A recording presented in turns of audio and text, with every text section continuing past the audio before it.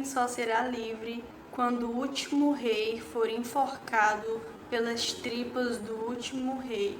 Essa frase do Jean Meslier fala um pouquinho do tema da nossa aula de hoje, o iluminismo. Eu me chamo Ana Clara e eu espero que você fique comigo até o final desse vídeo e que principalmente você aprenda comigo. O iluminismo foi um conjunto de ideias que surgiu no início do século XVIII e que defendia o uso da razão e da ciência para chegar ao progresso. O iluminismo também ele foi responsável pela queda de vários regimes absolutistas, ou do que a gente chama de antigo regime lá na Europa.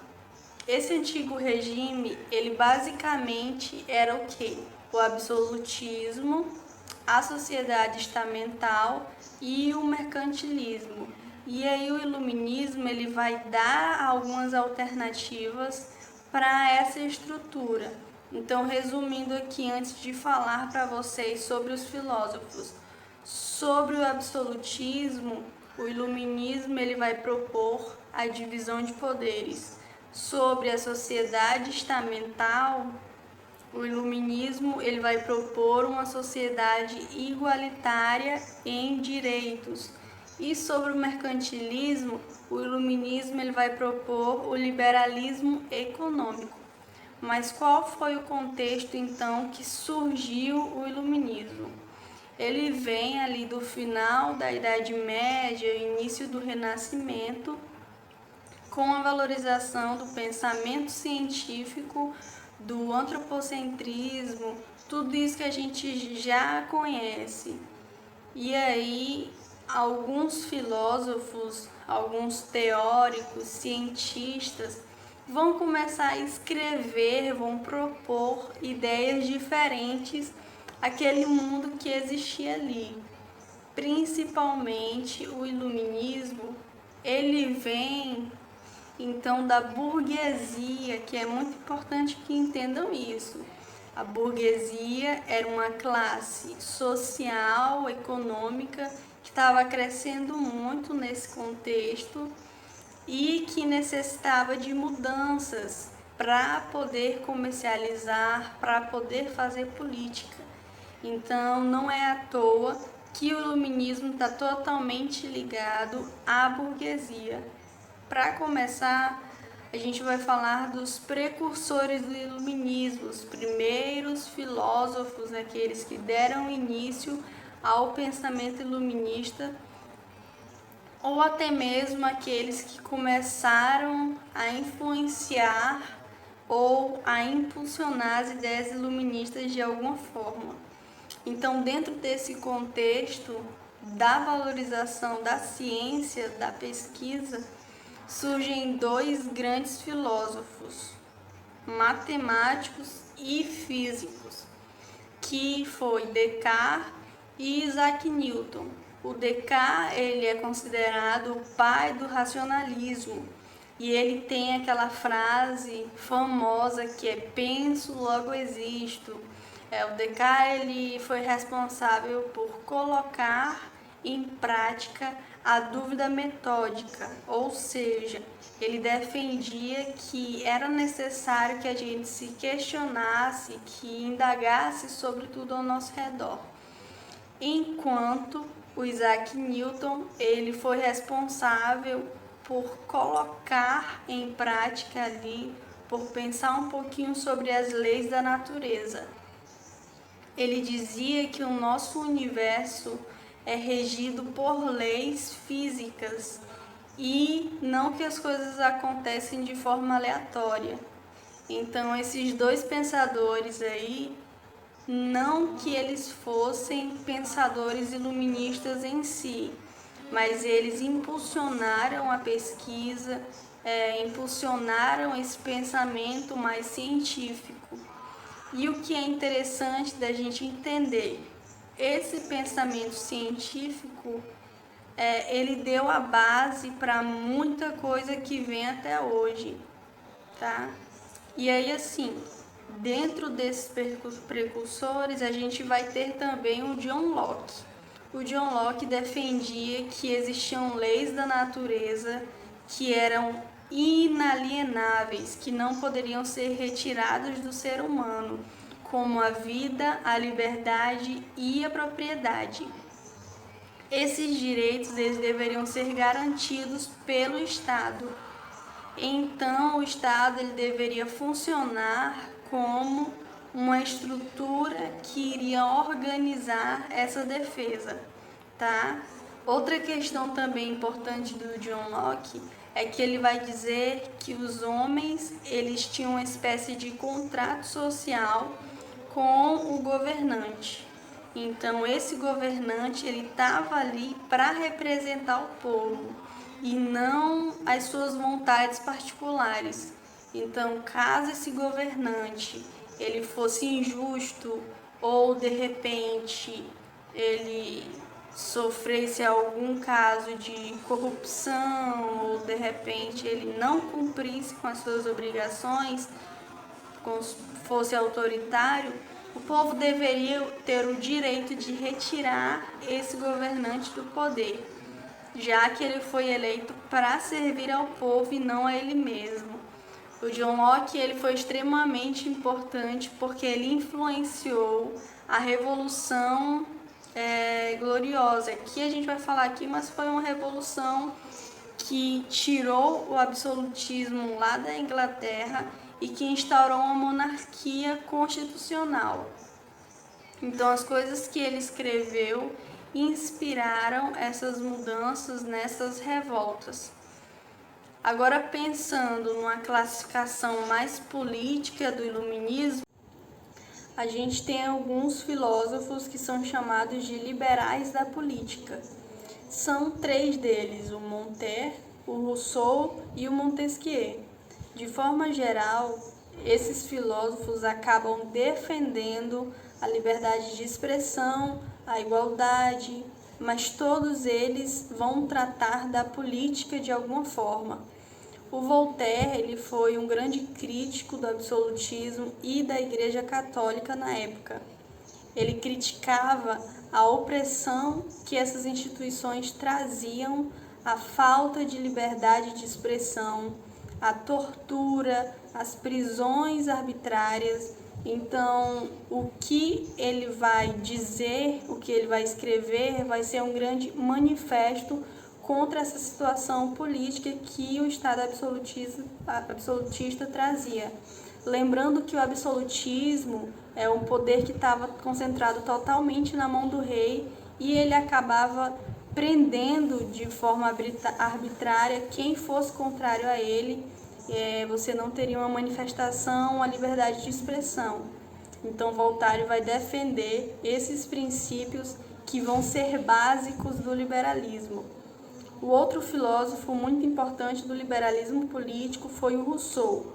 O Rousseau, um pouquinho diferente dos outros filósofos do iluminismo, ele não era burguês. Ele nasceu pobre e ele enriqueceu ao longo da vida dele e tem uma visão, um olhar um pouco diferente dos outros filósofos no contexto político.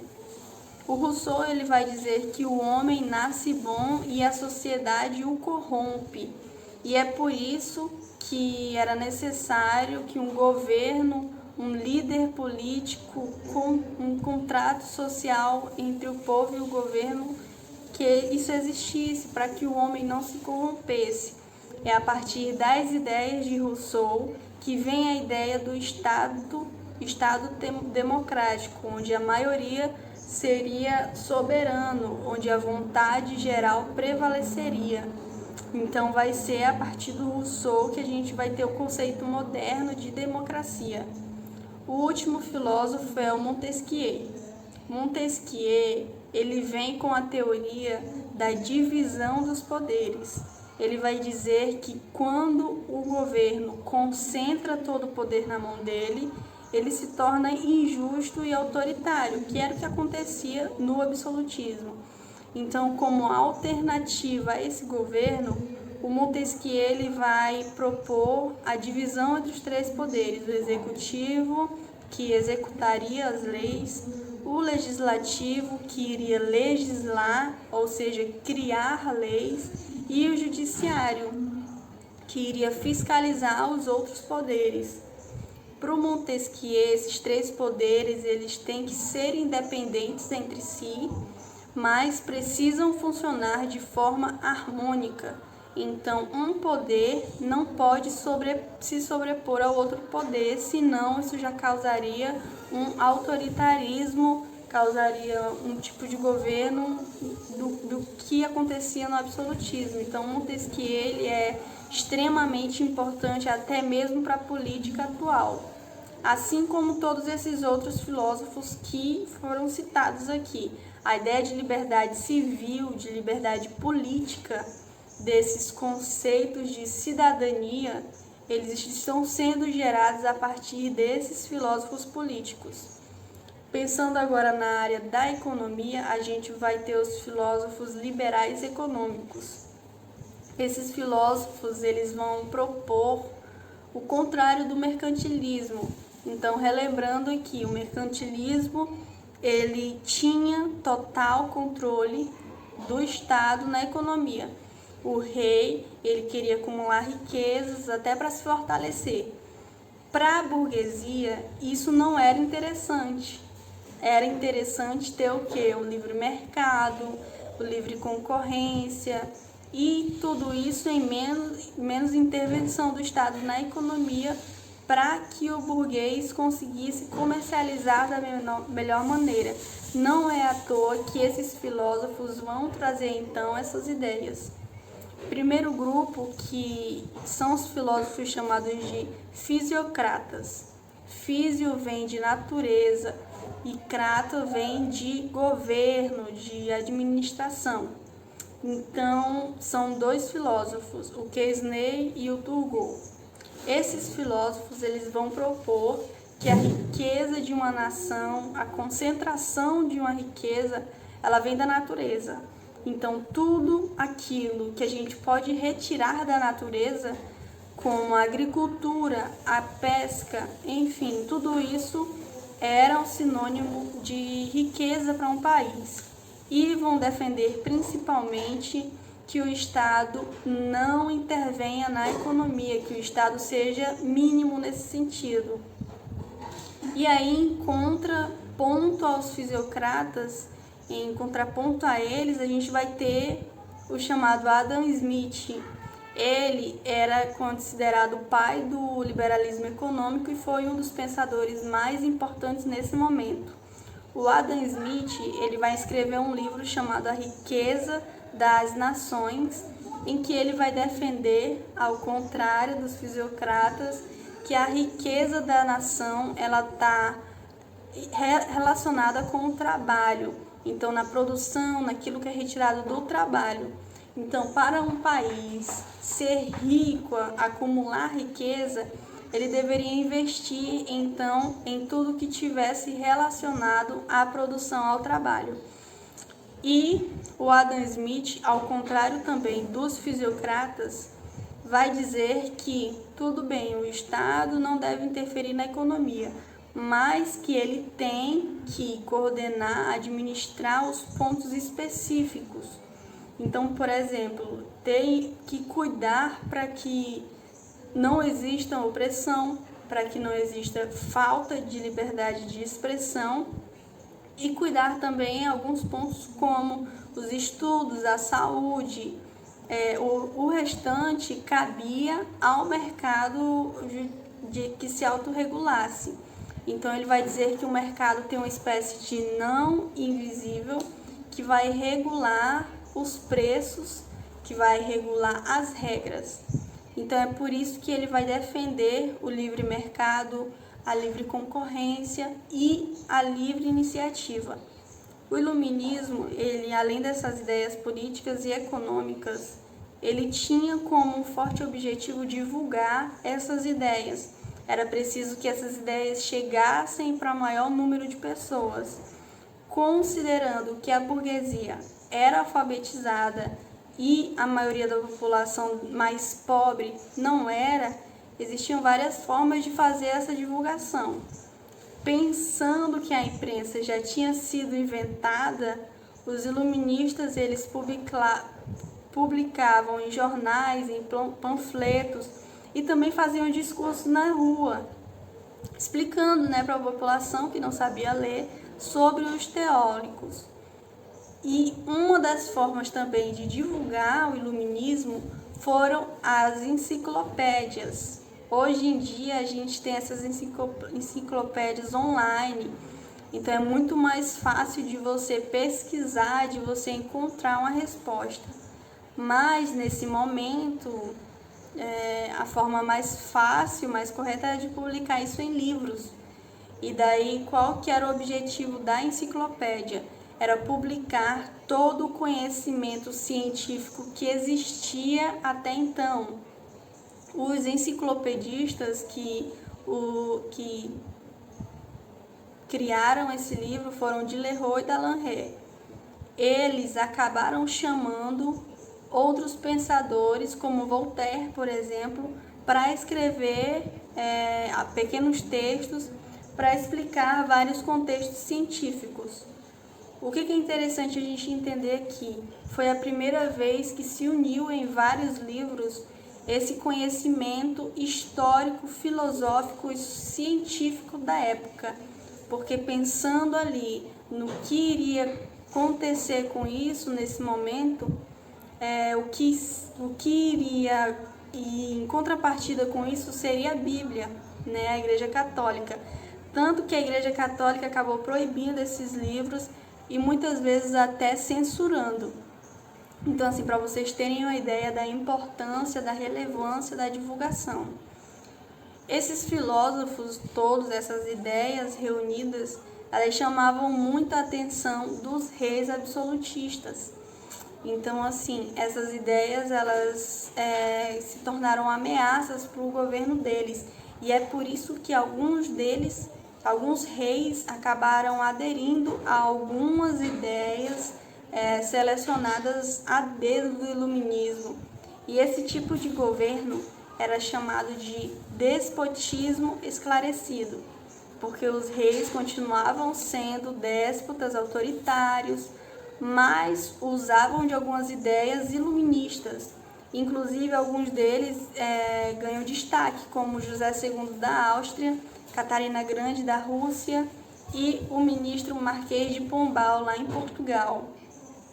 Esses reis, esses adeptos ao iluminismo, utilizavam de algumas ideias iluministas, não eram todas. Então, por exemplo, usaram algumas ideias para melhorar a democracia, modernizar a cidade e até na questão da educação. Só que parava por aí. As outras ideias, vamos dizer assim, mais revolucionárias, elas não foram aplicadas. E é por isso que alguns iluministas acabaram até se desencantando por esses reis. Em resumo, é muito importante que seja compreendido que o iluminismo trouxe uma grande mudança para a sociedade europeia neste momento do século XVIII. O iluminismo ele foi a base para o pensamento que trouxe inúmeras mudanças, por exemplo, a Revolução Francesa, a Revolução Gloriosa, a própria independência dos Estados Unidos também. Então, é muito interessante entender que as bases do pensamento político vieram daí, vieram a ideia de liberdade civil, de liberdade política, a própria ideia de cidadania vem do iluminismo e vai influenciar vários governos até o século XIX e até hoje. Mas, ao mesmo tempo, é importante a gente entender que o iluminismo ele é uma filosofia burguesa, ou seja, ele defende os interesses de uma burguesia, de uma classe social. Então, quando a gente fala de liberdade ou de igualdade, por exemplo, é uma igualdade jurídica. A gente não está falando ainda de igualdade social ou de igualdade de classes. É por isso que as democracias que vão ser instauradas na Europa, ao longo do tempo, elas são democracias burguesas ou democracias liberais. Então é bem interessante entender essas diferenças políticas. Esse foi mais um vídeo do nosso canal. Eu espero que você tenha gostado e tenha aprendido. E muito obrigada a você que ficou até o final. Até a próxima aula.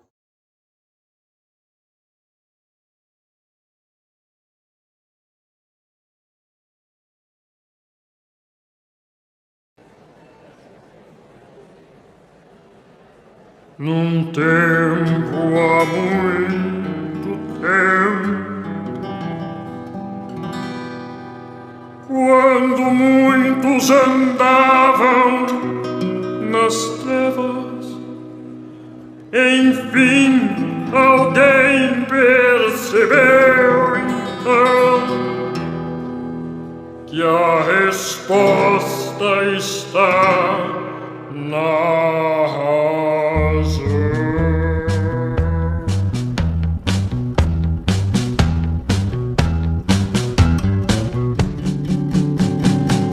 São os iluministas e suas ideias, onde basta olhar, analisar pra se entender. E todo mundo pode pensar e iluminar as coisas com razão, deixando de lado a velha história da superstição. Antes dos iluministas todos achavam normal explicar quase todas as coisas com lendas, até que alguns perceberam que existia um porquê pra tudo nesse mundo acontecer. Agora posso pensar, agora eu posso ver, posso até explicar, te fazer entender. Quem foram os iluministas, mudando as ideias dentro da política, filosofia, uma revolução, mostrando que a razão não é religião, é prestar atenção, é tirar conclusão do que é ou não, buscando sempre um sim ou não, mostrando que a razão não é religião, é prestar atenção, é tirar conclusão do que é ou não, buscando sempre um sim ou não.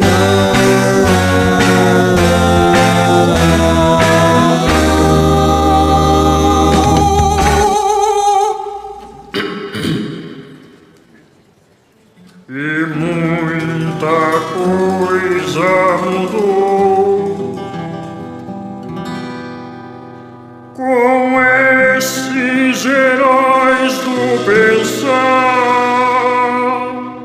lutaram por nosso direito maior de sempre poder questionar.